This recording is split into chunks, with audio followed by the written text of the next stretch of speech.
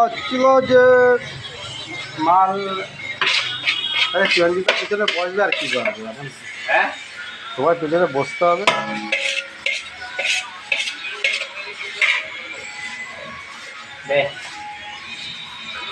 কি কও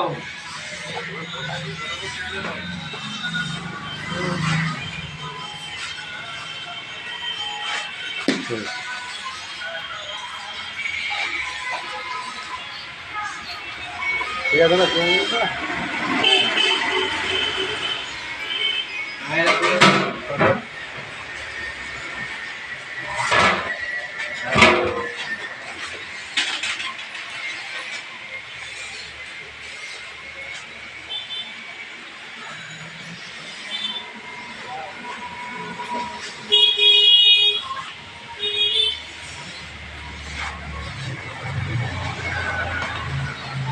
আরে দিদার মাটা দেখাবো নাকি একটু